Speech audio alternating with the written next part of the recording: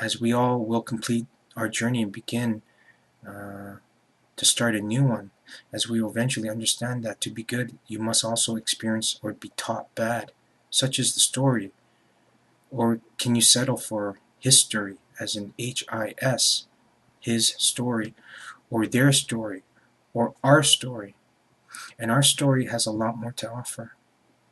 One that spans the galaxy, brings peace to society and stability to the earth.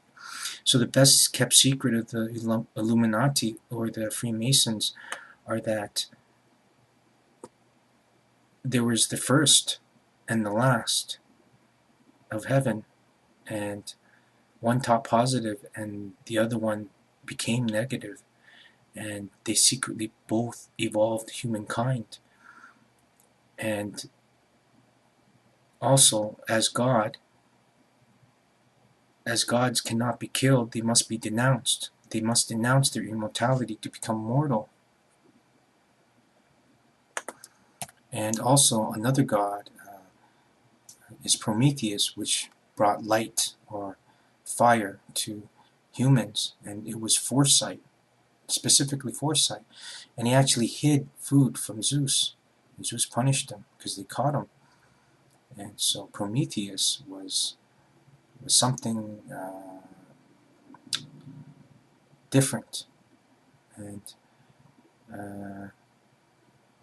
but I mean, everything's kind of like a story, but in reality, it's more obvious once you start having an open mind and putting the information together. As Jesus' physical death was very real, and so too was also Lucifer's spiritual punishment, actually worse than physical death. Then there's the completion of the trial by fire for humanity, making it impossible for all of us to enter into the fifth dimension.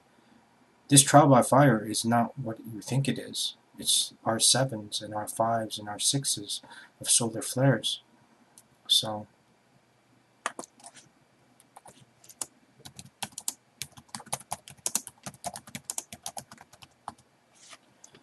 and as it says that Prometheus brought fire, okay, foresight is ability to plan for the future and making things like refrigerators and internet, Wi-Fi.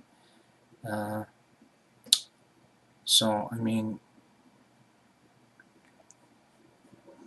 when they say things like that, and you have eureka moments, and you have a light bulb or a flash of light, and way back in, I think it was the King James version of the Bible, there's pictures of, they're saying man was in perfect harmony, and they had pictures of black people, white people, Chinese people with fire on their heads, and it must have been telepathy or higher intelligence.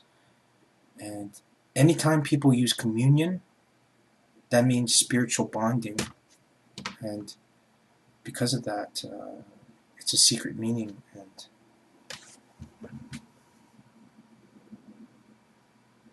so here's what I propose.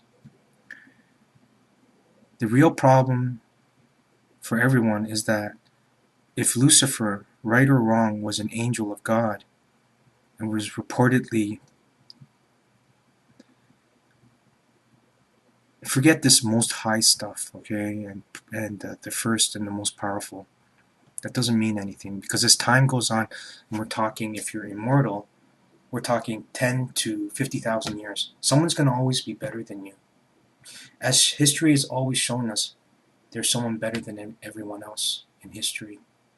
There's always someone that's going to be better and smarter and stronger, or a combination of both. You know, they're like revolutionaries in sports, in anything, in society, Renaissance people. And so as time goes by, someone's always going to be taking the other's place, in and such is the mantle of enlightenment. And as every avatar has their chance to teach, and that's the true meaning of the hierarchy.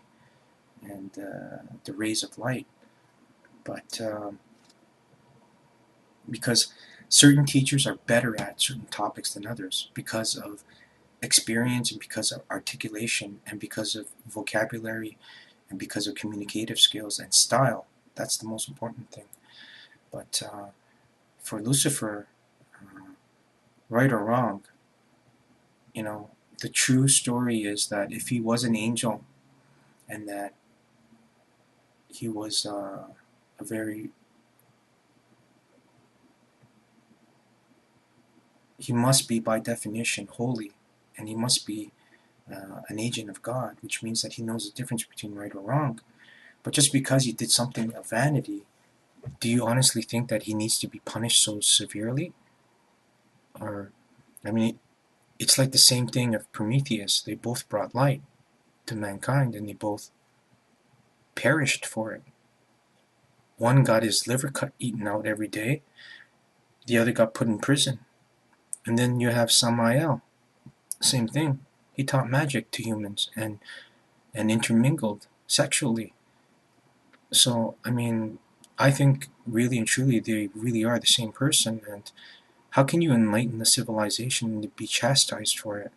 So, honestly, it's something that we have to consider. I think it's a real test for us and all of humankind when he's an angel and he's a general of God, or he sits on the throne by the throne of God, or the right side of God, and it just doesn't make any sense. So, meanwhile, look at what we do to the planet and to the earth. We're killing it. We're killing our home. The saying is, don't feces where you live. Well, we're doing worse than that. We're smashing the walls. We're destroying everything. I mean, if it translates to we're truly spiritual, then we have to love each other, because if we're jumping in between bodies during next reincarnations, that means there's no such thing as family or as blood. It's just spirit. And that's one of the four destinies, to know this reality as a truth, as concrete, as stone. And in that, you realize that stone actually has pores. So, just like Bruce Lee says, rock is the hardest substance in the world, but water can penetrate it. And water is soft, but really small water is dynamic and adaptive. Well, we need to adapt our structure because we have too much holes in our concrete, in our foundation. And what we need to realize is that if he made this mistake, then why can't he be sorry or feel shame or guilt if he's an angel, which is better than us? He's more intelligent than we are. He's done a lot more spiritual work than we have. You know, he's got a lot more credits in general. I mean, even when people like in the army that do something really stupid and they deserve to, like, they absolutely deserve to go to jail for like 30, 50 years, no problem. Even life. But then, you know, and life is in Canada is what it's supposed to be, 25 years, 35 years. That's what I think it should be. You know, but then you got this thing with parole. That's what I think is so like vital for everyone in the world to accept instead of killing each other. It doesn't give us a chance to learn. What does that mean? We have to be perfect the first time around? That's stupid, man. We'll never be perfect. And that's the story of Milarepa. He killed his entire family. His entire family. Because they stole all of his dad's money. They murdered him. Used black magic. And then eventually he learned, after hundreds of years of penance and piety, he was forgiven. Well, Lucifer's been in there for thousands of years. So, I mean, it makes no sense. And how this is a test is that we're supposed to forgive him. And in doing that, bring back the kingdom of God. And what I truly believe is that, let's just say for argument's sake that he doesn't like us. Well, maybe he just wants to go home after his prison term, right? I mean, he's not from here. What does he want from humans, except for just teaching them and just leaving? But then, anyways, well, that's Prometheus and Samael. But I mean, they're evil, so let's just leave it at that then. But at the same time, to bring forth the energies of this reality, we must forgive them, and in doing so, forgive ourselves. Because if we do, then we realize that we're the fallen angels. The fall of man, according to original sin in Christianity terms, is that we fell from the grace of God because of our disobedience, because we ate from the tree of life, which is the true meaning that Lucifer taught us. But I mean, you also can say that he tempted us. But I mean, we come into this world to learn, to live, and to understand that live spelled backwards means evil. Then we're just experiencers, like I say in the introduction.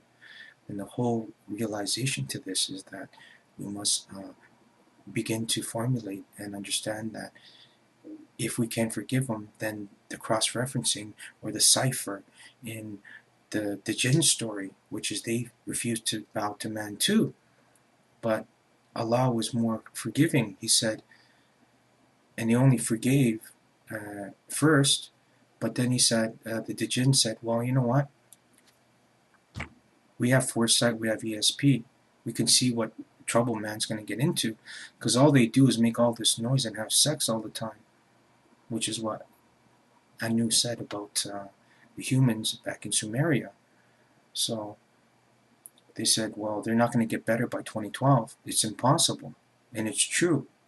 They didn't tinker with us again back in Samael's time by direct insemination of genetic foreign introduction, forced splicing, or divine mutation. We would have never made it. We'd never be as smart as we are now. So they said, we can see that by 2012 they're going to be like this. So when 2012 comes, or when the end of the times comes, you will judge us. And then, since we are serviced to you, and we're your first creations, then we are free of thought, which is funny. They're free of thought and they're condemned for being free of thought. But I mean, God can be mysterious, because he says that, Allah says that, Allah basically says, okay, he agrees to it. So there must be logic to this, right? So it's a test for mankind, really. And it says that, well, look, if they're worse than us, we're bow to them. But if they're not worse than us, we're not going to bow to them. So if I was God and I really said you're being disobedient, look, if they're worse than you and you don't bow to them, you're dead. But you know, hell, you know what? God makes mistakes too.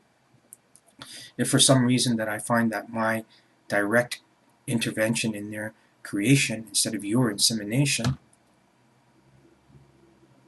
equals that they're not, they are greater than you, then you bow to us. But I would, for one, would rather go with the direct genetic mutation story, because, you know, after 1 or 2 generations, you automatically inherit information, and that's how this makes sense, because you can't see it makes sense because it doesn't make sense, you know.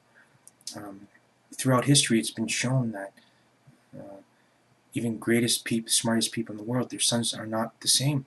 It's because of their wives' genes, and it's only 50% possibility when it comes down to it's an anomaly. So it really boils down to about less than 5% probability. So then, direct genetic insemination foregoes that, and it's obvious that there had to have been selection involved as a precursor of insemination.